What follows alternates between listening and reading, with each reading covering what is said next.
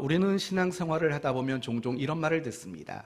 하나님 일에는 공짜가 없어 라는 말을 종종 듣습니다. 무슨 말일까요? 우리가 하나님 앞에서 수고하고 충성하고 헌신한 일, 이 모든 일에 대해서 하나님은 다 아시고 그것을 갚아주신다, 보상해 주신다 라는 의미로 하나님 일에는 공짜가 없다 라는 말을 우리는 즐겨 사용합니다. 그렇습니다. 하나님은 우리 마음을 아십니다. 그리고 우리의 모든 행위를 아십니다. 얼마나 충성했는지, 우리가 얼마나 헌신했는지, 우리가 얼마나 열심을 냈는지 하나님은 아십니다. 그리고 우리의 행위에 따라서 하나님은 그에 상응하는 보상을 주시는 하나님이십니다. 바로 오늘 본문이 딱 그 얘기입니다.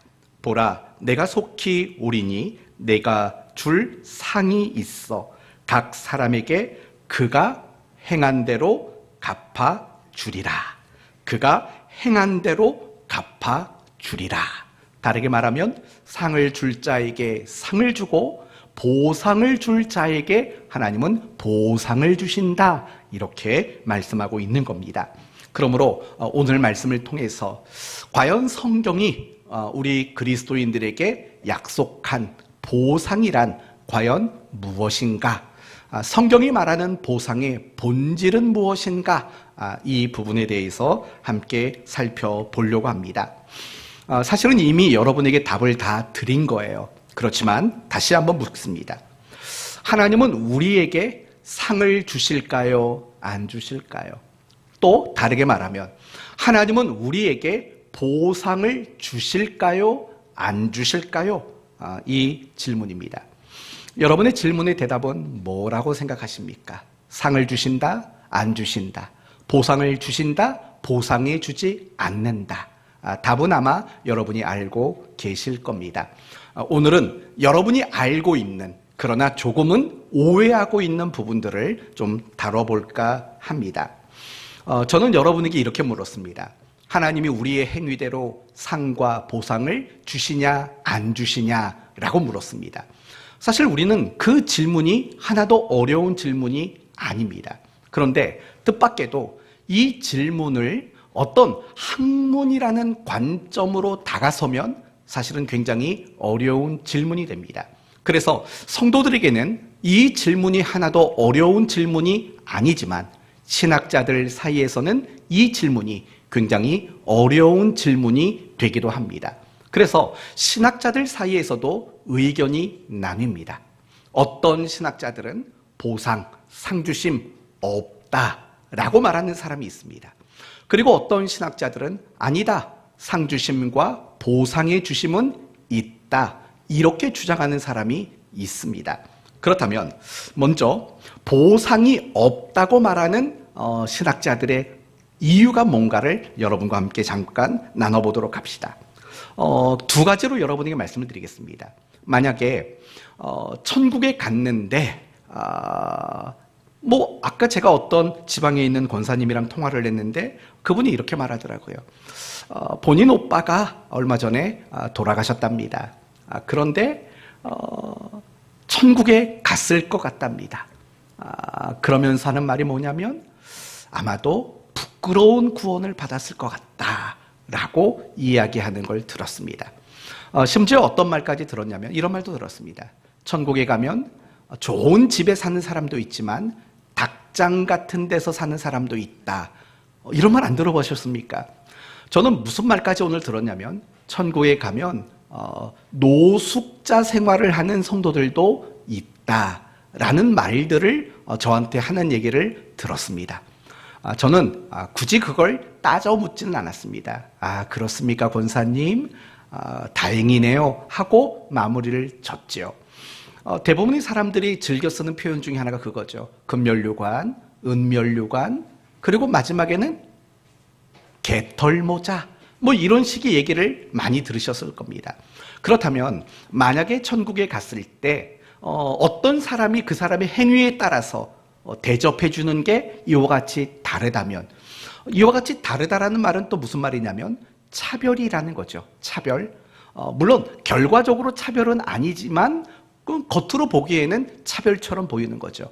어떤 사람은 금면류관 쓰고 다니는데 어떤 사람은 개털모자 쓰고 다니고, 어떤 사람은 황금집에서 사는데 어떤 사람은 노숙자로 생활을 하고 한다면 그런 차별이 있는 그곳이 과연 천국일 수 있겠느냐라고 신학자들은 주장하면서 천국에는 이런 보상이나 상주심이 없을 것이다, 이렇게 주장하는 사람들이 있습니다. 두 번째는 고린도전서 9장 17절 말씀을 근거해서 말을 합니다. 어떤 내용이냐면 이런 말이죠. 내가 자의로 이것을 행하면 상을 얻으려니와 라는 말이 나옵니다. 다시요, 이 부분을 주목하셔야 돼요. 내가 자의로 이것을 행하면 상을 얻으려니와. 여러분, 자의라는 게 뭐죠? 자의, 내 스스로, 내 뜻대로, 내가 선택해서 내 힘으로, 내 의지로 사도 노릇을 했다면 상이 있거니와 라는 뜻이에요. 그러니까 여러분, 있거니와 라고 말하는 것은 어떤 뉘앙스죠? 자기는 사도가 된 것과 사도로 살아가는 일에 상이 있다고 생각하는 겁니까? 없다고 생각하는 겁니까? 다시 들어보세요. 잘 들어보세요. 내가 자의로 이것을 행하면 상을 얻으려니와. 이 말은 자기가 사도가 되고 사도로 산 것에 대하여 보상을 있다고 말하는 걸까요? 없다고 말하는 걸까요? 없다고 말하는 거예요. 자의로 했다면, 이것을 했으면 상을 얻었겠지 라는 말은, 사실은 바울이 사도가 된 게 자의인가요? 한번 생각해 보세요. 바울이 사도가 된 거 과연 자의로 된 일일까요? 그가 열심을 내고 그가 어떤 능력을 행하고 하는 것들이 다 그의 실력과 그의 능력이 만들어낸 결과일까요? 가만히 보면 아니거든요. 그러면 바울이 스스로 했던 고백을 생각해봐요. 나의 나된 것은 오로지 주의 은혜라, 하나님의 은혜라고 말을 해요. 이 말은 전적으로 자의로 행한 것이 아니라고 말하는 거예요. 내가 행한 모든 것, 내가 사도가 된 것, 하나님이 은혜로 나를 택한 거지. 내가 사도로서 역할을 감당한 거, 하나님의 은혜 주셔서 된 거지. 하나님이 나를 통해서 이루어내신 많은 일들, 그게 어째 내 실력이야? 하나님이 은혜 주셔서 내가 한 거지. 그게 바로 나의 나된 것은 오로지 하나님의 은혜로 된 것이다 라는 말이 고백인 거잖아요. 그러니까 고린도전서 9장 27절의 말씀, 내가 자의로 이것을 행하면 상을 얻으려니와 라는 말은 스스로 나는 하나님 앞에 상 받을 게 없다 라는 바울의 고백이라는 점을 근거로 이야기를 하고 있는 거죠. 예를 들면 이런 거죠. 어떤 집에 종이 있어요. 노예가 있어요. 주인이 어느 날 그 노예에게 마당 좀 쓸고 먼지 좀 털고 집안 정리를 좀 해놔 라고 명령을 했어요. 노예는 주인에게 그 명령을 들었기 때문에 그 일을 했어요. 그러면 주인은 그 노예에게 보상이라는 걸 해줄까요? 너가 오늘 시킨 대로 다 했구나, 내가 좀 보상해 줄게. 사실은 이런 개념이 없다고요. 왜냐하면 노예나 종이 주인의 명령을 듣고 그 일을 행하는 것은 어떤 일이기 때문입니까? 마땅한 일, 당연한 일이기 때문에 그런 거지. 노예가 주인의 말대로 무엇인가를 할 때마다 어떤 보상을 주고 어떤 상을 주고 하는 이런 식의 모습들은 있을 수 없다라는 거예요. 지금 보상이 없다라고 주장하는 신학자들의 이야기는 바로 이런 것들을 말하는 거예요. 만약에 천국에 차별이 있다면 그게 진짜 천국이겠냐? 그리고 우리가 하나님의 자녀가 되고 우리가 그리스도인이 되어서 우리가 그리스도인으로서 살아가는 것 그 자체가 하나님의 은혜인데 무슨 상을 바라고 어떤 보상을 기대하는 게 마땅하냐? 아니다. 그렇기 때문에 보상, 하나님의 상주심 이런 것들은 있을 수 없다. 이렇게 주장하는 신학자들이 있다라는 거죠. 어느 한 면은 분명히 맞는 말이라고 저는 생각이 들어요. 내가 그리스도인이 된 거, 내가 하나님의 일꾼이 된 거, 내가 충성되게 살아가는 거, 사실은 이 일에 우리는 보상을 요구하면 안 돼요. 왜냐하면 구원받고 하나님의 자녀로 살아가고 하나님의 일들을 감당하는 것들은 사실은 우리 구원받은 성도들에게는 마땅한 일, 너무나도 당연한 일이기 때문인 거죠. 마찬가지 아니겠습니까? 이런 관점으로 여러 신학자들은 상주심이 없다, 보상이 없다라고 말하기도 합니다. 그러나 또 다른 신학자들은 상주심이 있고 보상하심이 있다고 말합니다. 무엇을 근거로 그런 말을 하냐면 사실은 성경을 근거로, 구절들을 근거로 그런 말을 합니다. 예를 들면 마태복음 5장 말씀을 보시면 이런 말이 나옵니다. 나로 말미암아 너희를 욕하고 박해하고 거짓으로 너희를 거슬러 모든 악한 말을 할 때에는 너희에게 복이 있나니 기뻐하고 즐거워하며 즐거워하라. 하늘에서 너희 상이 큼이라. 분명히 너희 상이 하늘에서 크다라고 말하고 있지 않냐? 그럼 상 주신 보상이 있는 거 아니냐라고 말하죠. 마태복음 6장 1절도 마찬가지예요. 사람에게 보이려고 그들 앞에서 너희 의를 행하지 않도록 주의하라. 그렇지 않으면 하늘에 계신 너희 아버지께 뭘 얻지 못한다고요? 상을 얻지 못하리라. 이 말 역시도 상주심, 보상이 있다는 것을 말하죠. 마태복음 10장 14절에는 이런 말이 나와요. 선지자의 이름으로 선지자를 영접하면 무슨 상을 받고? 선지자의 상을 받고, 의인의 이름으로 의인을 영접하면 의인의 상을 받을 것이요 라고 말씀을 하고 있다고요. 상주심이 있다라는 말이죠. 고린도전서 3장에도 이런 말이 나오죠. 심는 이와 물 주는 이가 일반이나 각각 자기의 일하는 대로 자기 상을 받으리라. 분명히 자기 상을 받을 것이라고 성경은 이야기를 하고 있다고요. 골로새서 2장에도 나와요. 누구든지 일부러 겸손함과 천사 숭배함을 인하여 너희 상을 빼앗지 못하도록 하라. 여기에서도 분명히 상주심에 대해서 이야기하죠. 그리고 여러분이 잘 아시는 히브리서 11장 6절, 믿음이 없이는 기쁘시게 하지 못하나니 하나님께 나아가는 자는 반드시 그가 계신 것과 또한 그가 자기를 찾는 자들에게 상 주시는 이이심을 믿어야 할지니 라고 말하고 있어요. 분명히 상 주시는 이라고 말해요. 그리고 오늘 본문 12절, 보라 내가 속히 오리니 내가 줄 상이 내게 있어. 내게 줄 상이 있다고 말해요. 행한 대로 갚아주리라. 보상해 주겠다라고 이야기를 하고 있다고요. 그리고 여러분이 잘 아시는 빌립보서 2장의 이야기는 뭐냐면 예수 그리스도께서 인간의 몸으로 이 땅에 오셔서 십자가에 못 박혀 죽으신 사건을 언급을 하신다고요. 하나님이신 그리스도께서 자신의 권리를 포기하시고 인간의 몸으로 오시고 죽기까지 하셨다라는 거예요. 그러면서 9절에 뭐라고 말하냐면 이러므로 하나님이 그를 지극히 높여 모든 이름 위에 뛰어난 이름을 주사 하늘에 있는 자들과 땅에 있는 자들과 땅 아래에 있는 자들로 모든 무릎을 예수의 이름에 꿇게 하시고, 그러니까 하나님이신 그분이 인간의 몸으로 낮아지시고 죽으셨어요. 그랬더니 하나님이 그분을 높이셨대요. 이건 뭐예요? 보상이잖아요. 그렇죠? 낮아진 그리스도를 다시 높여주신 상주심과 보상에 대한 이야기를 하고 있는 거예요. 이렇듯이요, 많은 신학자들 사이에서는 보상이 없다고 말해요. 하지만 보상이 있다고 말해요. 이제 여러분에게 다시 물을게요.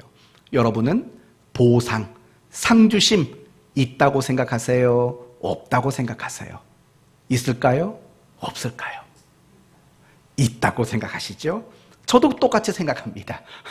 저 역시도 하나님의 상주심이 있다고 확신하고 하나님이 보상해 주시는 것도 분명히 있다고 확신합니다.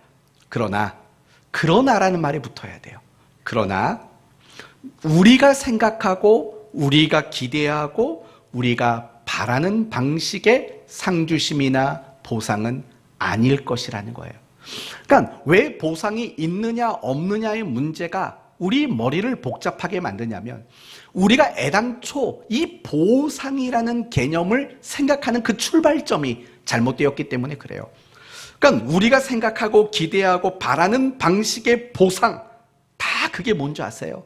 세상적이고 현실적이고 물질적인 것들이라고요. 그런 보상은 사실은 우리에게 주어지지 않는다라는 거예요.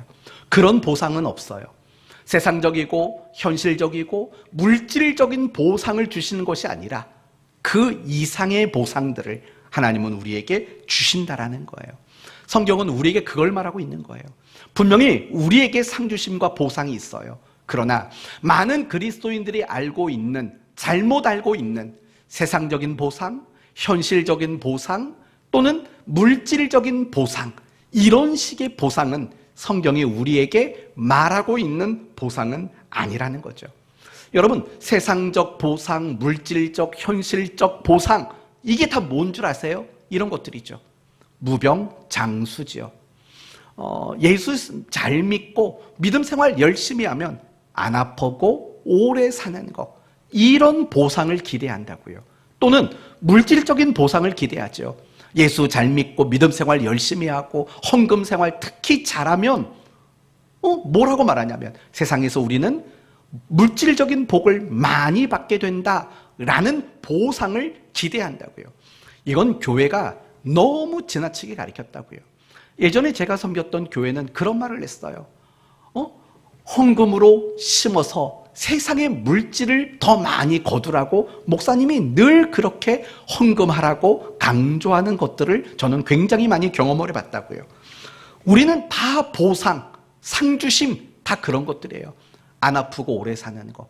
지금 몸에 병이 걸렸다면 이 병이 없어져서 건강하게 죽기까지 사는 거.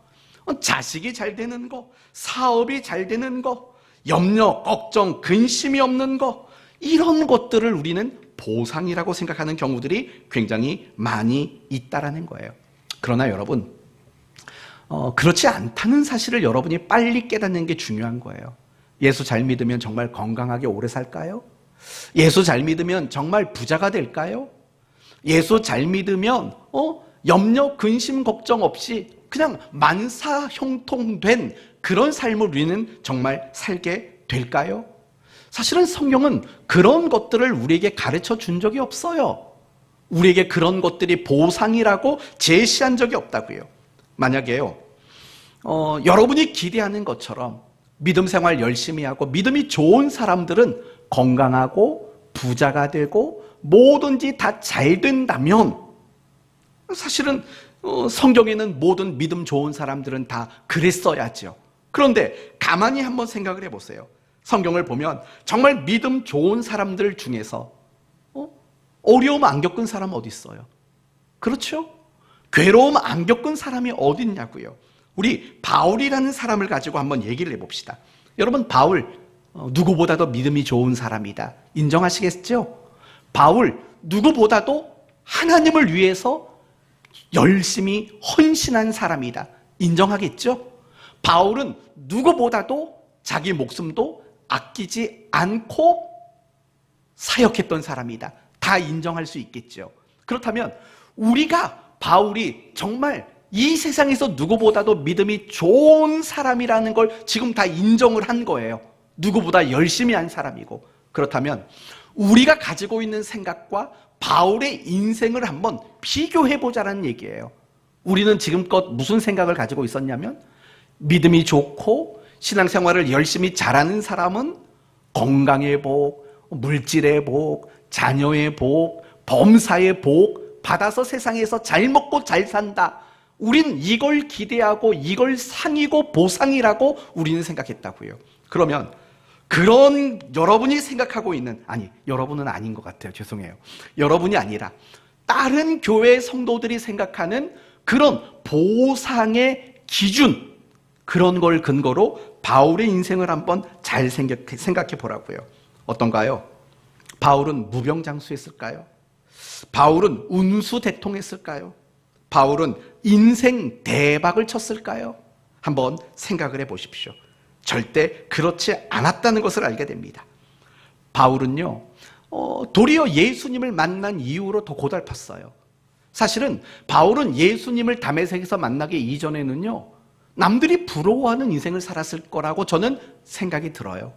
왜냐하면 그가 가지고 있었던 학문과 그가 가지고 있었던 모든 가문들, 아니면 로마 시민권, 뭐 이런 것들을 보면은요, 바울은 예수님을 만나기 이전에는요, 굉장히 남들이 부러워할 만한 그런 인생을 살았던 게 맞는 것 같아요. 그러나 바울이 다메섹에서 예수님을 만난 이후로는 완전히 인생이 망가졌다고요. 바리새인들, 유대인들, 그들에게 얼마나 많은 미움을 받았는지 몰라요. 그렇죠? 그들이 던지는 돌을 다 온몸으로 맞아야만 했다고요. 어디뿐이에요? 그에게는 심각한 불치병도 있었잖아요. 그러니까 바울이 주님 앞에 간절히 기도하죠. 이 병을 제발 좀 낫게 해주십시오 라고 간절히 3번이나 기도했다고요. 근데 그 기도도 안 들어주셨어요. 그러니까 평생 그 불치병에 시달리며 살 수밖에 없었다고요. 잠도 못 잤어요. 먹지도 못했어요. 바다에서 풍랑 때문에 죽을 고비를 넘긴 게 한두 번이 아니라고요. 그리고 마지막은 어떻게 끝났습니까? 그는 결국은 참수형을 당해서 인생을 마감했다고요. 그러면 여러분, 바울이 다메섹에서 예수님을 만난 그 이후로 바울이 겪었던 인생들을 종합해 보세요. 우리가 기대하는 보상들이 그 속에 담겨져 있었습니까? 막 돈이 넘쳐났나요? 건강이 넘쳐났나요? 아니면 염려, 근심, 고통 이런 것이 없는 인생을, 2다리 쭉 뻗고 자는 인생을 그가 살았나요? 사실은 그렇지 않다고요. 그것과 전혀 상관없는 인생을 바울은 살게 됐다고요. 그렇지 않습니까? 분명히 세상의 기준으로 본다면 바울은 상 받은 사람이라고 보이지 않을 거예요. 그가 하나님께 어떤 보상을 받은 사람이라고 보여지지 않을 게 분명하다고요. 여러분 혹시 바울과 같은 보상 받고 싶으세요? 축원해 드릴까요? 이거 웃기는 얘기죠. 여러분도 바울처럼 평생 안 믿는 사람에게 미움이나 받으시기를 축원합니다. 아멘 하셔야죠. 여러분도 바울처럼 예수 잘 믿지만 평생 고침받지 못하는 질병을 하나씩 갖기를 바랍니다. 이거 왜 아멘 안 하세요? 여러분도 나중에, 이건 좀 끔찍해서 안 할래요. 그냥 넘어갈래요. 이런 것도 아멘 하셔야죠. 근데 우리는 그런 말 나오면 아멘이라는 말이 나오질 않아요. 무슨 말을 하냐면 갑자기 목사님이 실성했나? 코로나 겪고 나더니 사람이 좀 돌았나? 뭐 그런 생각밖에 안 한다고요. 근데 가만히 생각해 보시라고요. 정말 성경에서 믿음이 좋아서 만사형통한 사람이 누가 있냐고요. 요셉은 그랬나요? 아니죠. 근데 이상하게 도대체 어디에서 굴러먹은 뼈다귀인지 모르겠지만 예수 믿으면 부자가 된다. 예수 믿으면 병 다 낫고 오래 산다. 예수 믿으면 뭐든지 다 잘 된다. 우리는 어디서 그런 이상한 교리를 배우고 가지고 온다고요. 그러니까 우리는요, 누가 뭐 잘못되고 누가 뭐 좀 아프면 대본에 뭐라고 말하냐면 믿음 생활 똑바로 하지 않으니까 저러지 라고 우리는 누군가를 공격하고 비난하는 말들을 너무나도 쉽게 할 때가 많이 있다라는 거예요. 제가 여러분에게 이런 말을 꺼내는 이유는 그거예요. 하나님은 분명히 우리에게 상 주세요. 우리의 행위대로 상 주시고 우리의 행위대로 하나님은 분명히 보상이라는 걸 주셔요. 이거는 절대로 부정할 수 없어요. 분명히 있어요.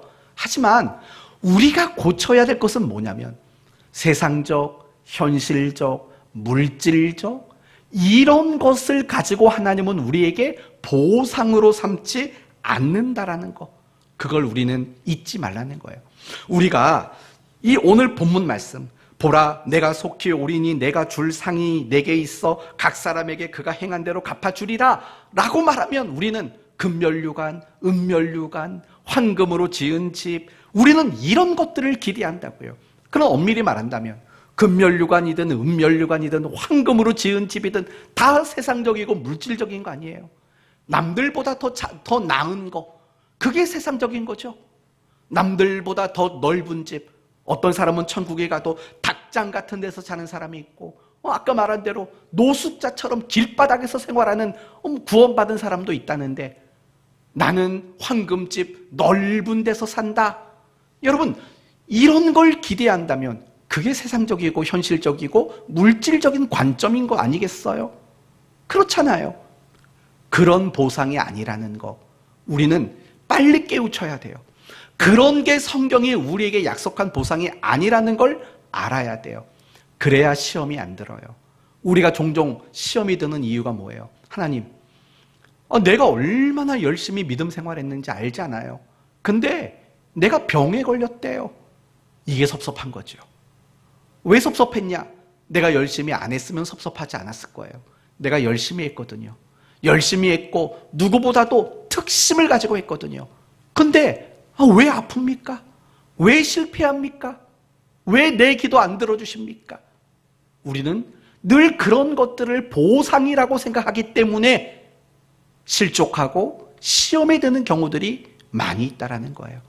이 부분을요, 우리는 빨리 이해하고 이 부분을 빨리 넘어서셔야 돼요.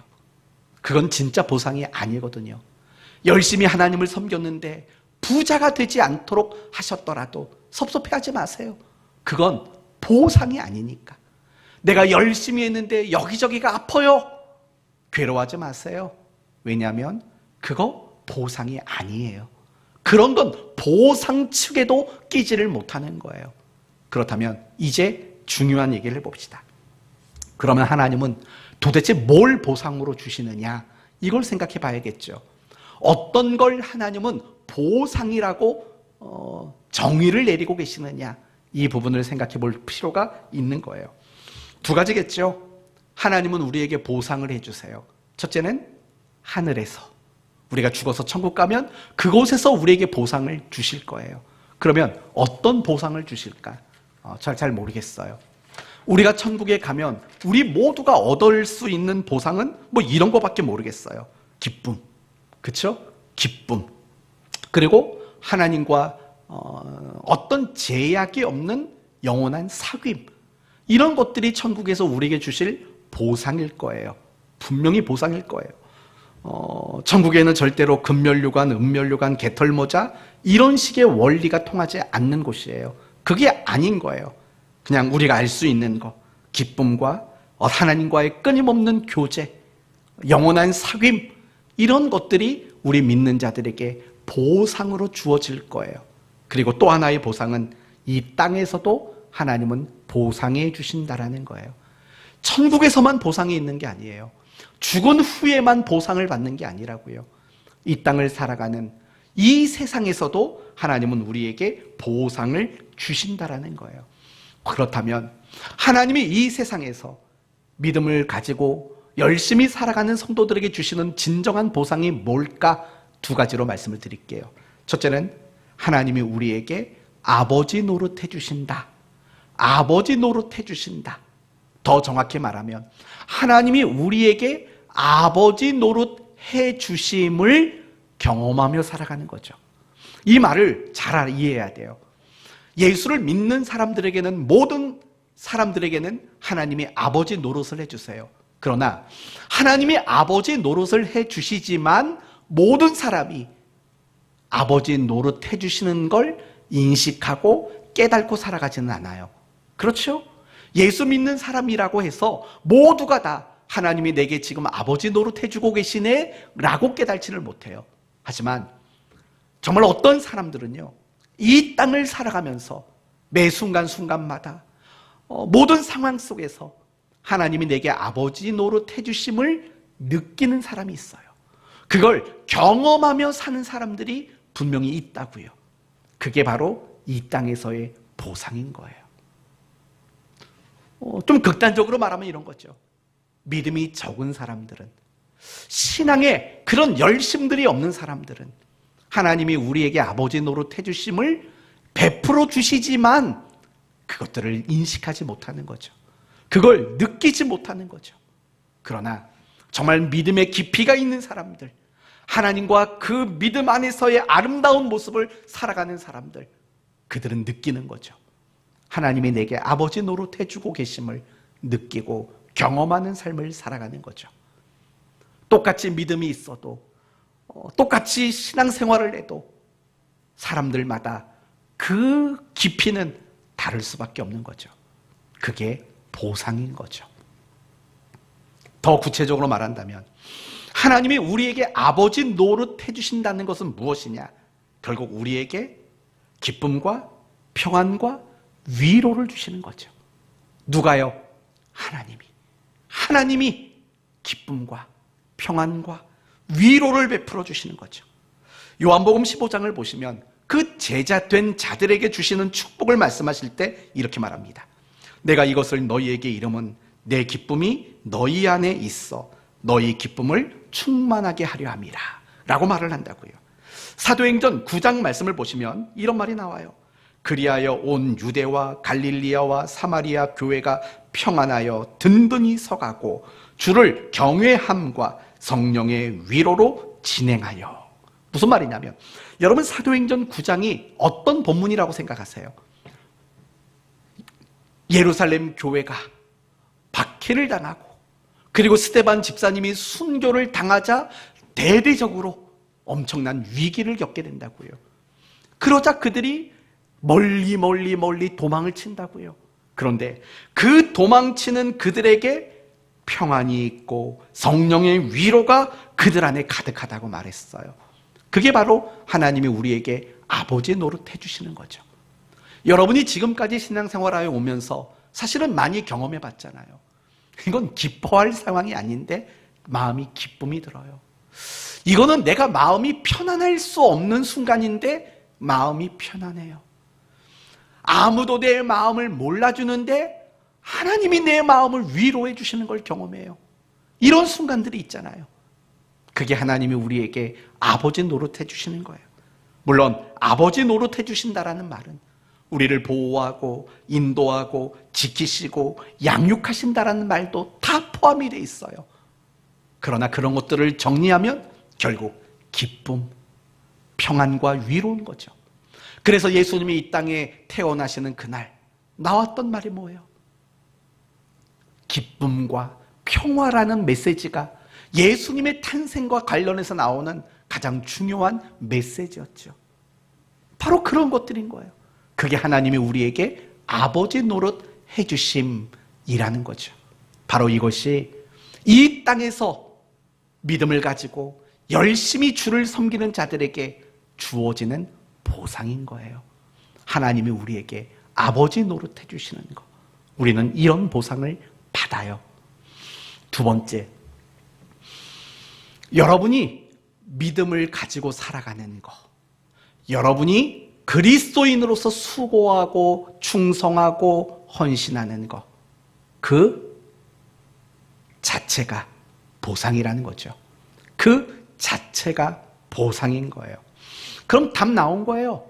여러분, 세상에는 많은 그리스도인들이 있어요. 교회 안에도 수백 명의 그리스도인들이 있다고요. 그러나 수백 명의 그리스도인들이 똑같은 믿음의 열심, 똑같은 신앙의 열심을 가지지는 않는다고요. 그렇죠? 그렇다면 신앙생활을 열심히 한 사람과 열심히 하지 않은 사람의 다름이 뭐예요? 다른 건 없어요. 그거 한 가지밖에.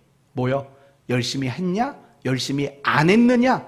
그거 하나 말고는 다른 게 없어요.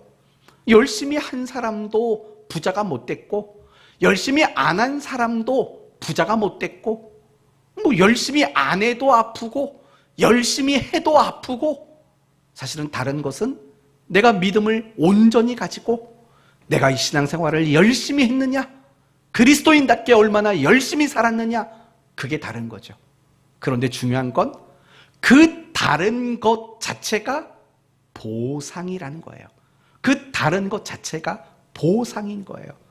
오해하지 말고 들으십시오. 오늘 이 저녁에 예배에 나오신 여러분이 계셔요. 그러나 이 저녁에 여러 가지 사정이 있어서 또는 게으름을 피워서 안 나온 분도 계신다고요. 여러분의 보상이 뭘까요? 여러분이 이곳에 있는 거 또는 온라인으로 예배하는 거, 그 자체가 사실은 보상이라고요. 나는 오늘 저녁에 나왔고 저 사람은 오늘 저녁에 안 나왔으니까 세상적, 현실적, 물질적 뭔가 다르겠지? 아니라고요. 만약에 그랬으면 제가 볼 때 우리나라에서는 권사님들이 복을 제일 많이 받아야 돼요. 교회를 제일 많이 나오는 게 목사, 권사 아닙니까? 그렇죠? 주로 사자가 많이 나와요. 목사, 권사. 우리 권사님들 늘 새벽마다 수요 예배마다 나오잖아요. 그러면 제일 부자여야 되고 제일 무병장수하시고 그래야 돼요. 근데 그렇진 않잖아요. 그럼 뭐예요? 이거죠. 내가 남들보다 예배를 더 많이 드린 거, 그게 보상이죠. 내가 남들보다 더 열심히 교회를 사랑한 거, 그게 보상인 거죠. 왜냐하면 그렇지 않은 사람들에게는 그 내용이 없으니까. 이거보다 명확한 보상의 차이가 어디에 있겠냐고요. 그렇죠? 바로 그런 것들인 거예요. 내가 그리스도인으로 살아가는 거, 내가 그리스도인으로 열심을 내는 거, 그 자체가 바로 보상이에요. 그게 성경이 말하는 보상이죠.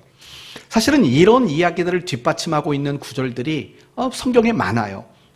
대표적으로 한 3가지만 말씀을 드리면, 마태복음 20장에 나오는 포도원 품꾼 비유 아시죠? 포도원 품꾼 비유, 이런 거죠. 어떤 포도원 주인이 밖에 나가서 일꾼들을 모집한다고요. 6시, 9시, 12시, 3시, 5시 이렇게 해서 일꾼들을 불러요. 그리고 와서 1시간 일한 사람한테 얼마를 주냐면 1데나리온을 줘요. 하루 품값을 다 준다고요. 1시간밖에 일 안 했는데. 그러니까 12시간 일한 사람은 내심 뭘 기대하겠냐면, 그럼 난 적어도 12배는 받겠지. 12배 일했으니까. 근데 웬걸요? 결국은 똑같이 12시간 일한 사람이나 1시간 일한 사람이나 사실은 똑같이 1데나리온을 받는다고요. 그렇잖아요. 똑같이 받아요. 그러면 억울한 거죠. 아니, 그럼 난 12시간 일했는데 1시간 일한 사람보다 내가 나은 게 뭡니까? 라고 물어볼 마음이 들죠. 억울하니까. 나는 저 사람보다 11시간을 더 일했는데 억울한 거죠. 억울하지 않아요? 억울한 거예요. 그러면 답이 뭘까요? 12시간, 11시간을 더 일한 사람이 나은 게 뭐예요? 시간을 허비하지 않고 충성된 삶을 살았다라는 거. 그 자체가 나음인 거죠. 보상인 거죠. 이걸 우리식대로 비유를 바꾸면 그거예요. 저는 모태신앙이에요. 어머니 뱃속에서부터 제 의지와 상관없이 교회를 다녔다고요. 그리고 저같이 모태신앙인 사람들이 많아요. 아마 임 목사님도 그럴 것 같고 사모님도 그럴 것 같고 하음이도 그렇고 권사님들 중에서도 모태신앙 있으세요? 없으시죠? 네. 중요하지는 않으니까 괜찮아요. 모태신앙이 있어요. 어떤 사람은 청소년기 때 교회를 다닌 사람도 있어요. 어떤 사람은 청년 때 교회 다닌 사람이 있고, 어떤 사람은 장년 돼서야 교회를 다닌 사람이 있어요. 어떤 사람은 노인이 돼서야 교회를 다닌 사람이 있어요. 그리고 심지어는요, 어떤 사람은 죽기 직전에, 그렇죠? 죽기 직전에 자식들이 다급하니까 목사님 불러다가, 목사님, 우리 부모님 이대로 지옥에 갈 수 없습니다. 복음을 전해주시고 세례를 좀 베풀어 주십시오. 그런 그 자리에서도 예수를 믿게 되는 사람이 사실은 정말 있어요. 진심으로 예수 믿는 사람이 왜 없겠어요? 있죠. 그걸 어떻게 자신 있게 말하냐면, 예수님이 십자가에 못 박혔을 때 십자가 좌우편에 강도들이 있었잖아요. 근데 이 2사람 모두 어떻게 했냐면 예수님을 비난했었어요, 처음에는. 그러다가 잠시 후에 그 중에 한 사람이 마음이 바뀐 거예요. 그러니까 예수님이 뭐라고 말하냐면, 네가 오늘 나와 함께 낙원에 있으리라. 그러니까 이 사람은요, 진짜 이건 땡 잡았다고 말해야 될지 모르겠어요. 죽기 직전에 예수님을 믿고 천국 들어간 분인 거예요. 이런 분들도 세상에 있어요. 그럼 생각해봐요. 이 강도처럼 죽기 직전에 예수 믿고 천국 간 사람. 그럼 이 사람은요, 그 평생을 어떻게 살았겠어요? 자기가 하고 싶은 대로 다 했을 거 아니에요. 근데 저는 그렇지 못해요. 우리 하음이도 그렇지 못했어요. 자기 의지와 상관없이 수요일날 교회 나와서 앉아 있어야 되죠. 주일날이면 성도들보다 일찍 나와야 되죠. 그리고 예배당 엄마 아빠가 다 정리하고 하루 마무리할 때까지 6시, 7시까지 주일날 교회에 있어야죠. 자기 의지 아니에요. 그렇게 평생을 쟤는 살아야 돼요. 그렇다면 억울하지 않겠냐고요. 그럼 더 나은 게 뭔데요? 그런 인생, 모태신앙으로 평생 살아서 더 나은 게 뭔데요? 어떨 때는요, 진짜 그런 생각 들잖아요. 그게 될 수만 있다면 실컷 놀다가 죽기 직전에 예수님을 딱 믿고 천국 가면, 야, 이거 진짜 세상에서도 재미 보고 천국 가서 재미 보겠다. 뭐 그런 마음이 들 수도 있잖아요. 근데 그게 아니라고요. 그게 아닌 거예요. 구원은 똑같아요. 다른 구원 받지 않아요. 예수님이 강도에게 말했죠. 네가 오늘 나와 함께 낙원에 있겠다. 다른 낙원에 있었을까요? 아니죠. 예수님이 계신 그곳에 이 강도가 있는 거예요. 그러니까 예수님 죽기 직전에 예수를 믿어도 우리가 가는 천국은 다 똑같은 곳이에요. 다른 걸 생각하지 마시라고요. 그리고 억울하다고 생각하지 마세요. 그건 하나도 억울한 게 아니에요. 더 많은 시간을 하나님과 동행했고, 더 많은 시간 속에 하나님의 뜻을 고민했고, 더 많은 순간 자유의지를 가지고 결단하며 그렇게 헌신하며 살아간 거, 그 자체가 그 누구에게도 찾을 수 없는 보상인 거죠. 생각해 봐요. 맞잖아요. 평생을 자기 멋대로 살다가 천국 간 사람, 그 사람에게는 그런 보상이 있겠냐고요. 하나님과 동행했던 보상, 하나님 앞에 기도하면서 눈물 뿌렸던 보상이 그들에게 있었겠냐고요. 하나님을 찬송하는 그 기쁨의 보상이 그들에게 있었겠냐고요. 하나님 앞에 예배드리는 감격이라는 보상이 그들에게 있었겠냐고요. 하나님을 위해 헌신하고 사역하고 봉사하고 섬기는 그 보상이 그들에게 있겠냐고요. 없는 거예요. 그게 성경이 우리에게 말하는 보상인 거예요. 이 이야기는 마태복음 25장에 달란트 비유에서 똑같이 나와요. 5달란트, 2달란트, 1달란트. 주인이 먼 나라 갈 때 각각 5개, 2개, 1개의 달란트를 맡겼다고요. 돌아왔어요. 그리고 돌아오기 전에 5달란트와 2달란트 맡은 사람은 열심히 충성해서 5개와 2개의 이윤을 남겼어요. 그러나 1달란트 받은 사람은 어떻게 했죠? 땅을 파서 묻어두고 주인이 왔을 때 그 묻어뒀던 돈을 꺼내서 돌려줬다고요.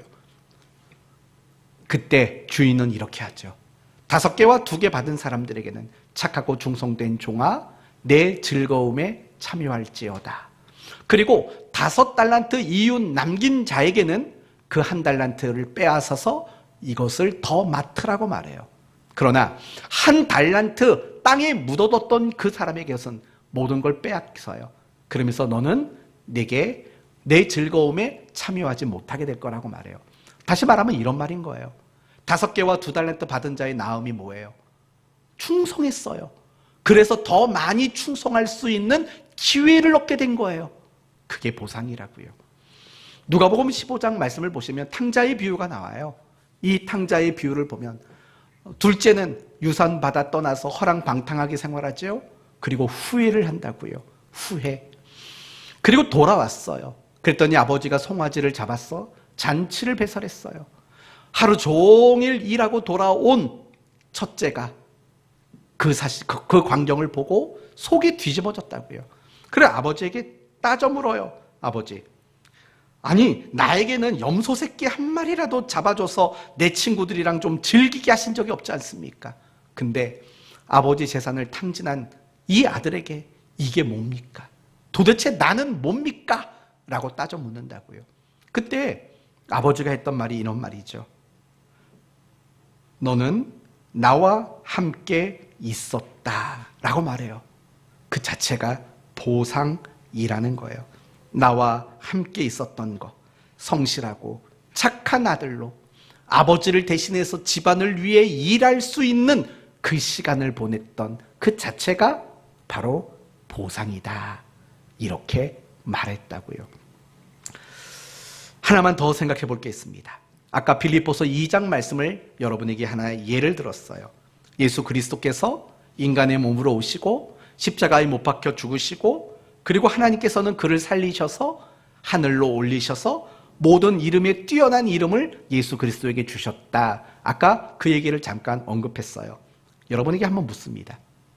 그게 보상인가요? 잘 생각해 봐요. 예수님이 보좌 우편에 앉으셨다. 모든 사람들이 그분의 이름 앞에 무릎을 꿇었다. 보상일까요? 아니에요. 왜 아닌 줄 아세요? 그 자리는 원래 그분 자리예요. 잘 생각해 봐요. 여러분, 예수님이 모든 사람 이름 위에 뛰어난 이름을 가지게 됐대요. 원래 예수님은 그 이름에 걸맞는 분이에요. 원래 예수님은 그 보좌에 앉으셨던 분이시라고요. 하나도 보상이 아닌 거예요. 그런데도 마치 보상인 것처럼 말하는 이유가 뭘까? 이유는 간단하죠.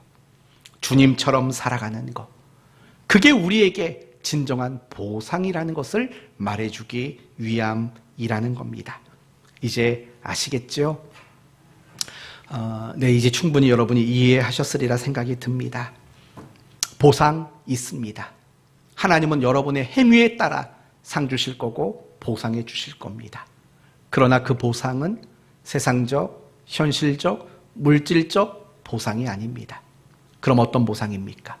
그럼 어떤 보상이라고요? 하나님이 우리에게 아버지 노릇해 주심, 그것을 확신하고 그것을 경험하며 사는 보상.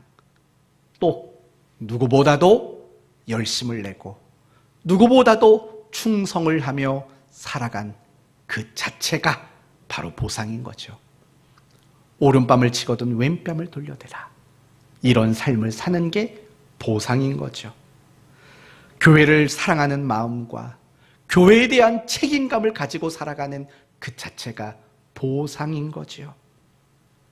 여러분이 하나님의 말씀대로 순종하는 것, 그 자체가 보상인 거죠.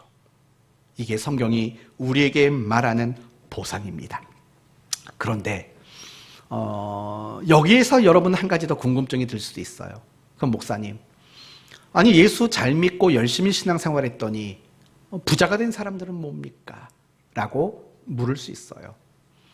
예수 잘 믿었더니 사업이 번창하게 되는 건 뭡니까? 라고 묻는 분이 있을 수 있어요. 그건 보상이 아닙니다. 그건 하나님이 그에게 새로운 사명과 역할과 사역을 맡기신 것 뿐입니다. 그렇게 이해하시면 이 모든 보상과 관련된 내용을 어느 정도 여러분이 이해하게 될 겁니다. 말씀을 마치겠습니다. 저는 여러분 모두가 하나님이 여러분에게 상 주시기를 기대하는 마음을 먹었으면 좋겠습니다. 우리가 왜 신앙생활을 열심히 못할까? 우리가 왜 자꾸 신앙생활하면서 갈등이 생기고 포기하는 일들이 생기는가? 가만히 점검해 보시면 나는 하나님이 상 주실 것을, 보상해 주실 것을 기대하는 마음이 하나도 없기 때문에 그렇습니다. 저는 여러분의 마음 속에서 하나님의 상 주심과 보상해 주심에 대한 기대가 많아졌으면 좋겠습니다. 하나님 저 좀 칭찬해 주세요. 하나님 저에게 상 주세요. 저에게 보상 좀 해주세요. 라는 것을 기대하는 마음 가지셨으면 좋겠어요. 그리고 더 나아가서 여러분의 삶 자체가 보상이 되는 이런 삶을 살아가는 여러분 되셨으면 좋겠어요. 그거 알고 계세요? 오늘 이 자리에서 함께 예배하는 그 자체가 하나님이 여러분에게 상 주신 거라고요. 보상해 주신 거라고요. 그런 관점으로 우리가 그리스도인으로 살아간다면 얼마나 좋겠습니까? 하나님에게는 공짜가 없습니다. 하나님은 우리의 모든 걸 아시고 다 상 주시고 보상해 주시는 그런 하나님이신 거예요. 그러므로 더 이상은 세상적, 현실적, 물질적 보상과 상 주심을 기대하지 마시고 정말 아버지 노릇해 주심, 더 나가서 그렇게 살아가는 것 자체가 보상임을 알고 여러분에게 상 받을 것이 많은 그런 인생 살아가게 되기를 예수님의 이름으로 축원드립니다.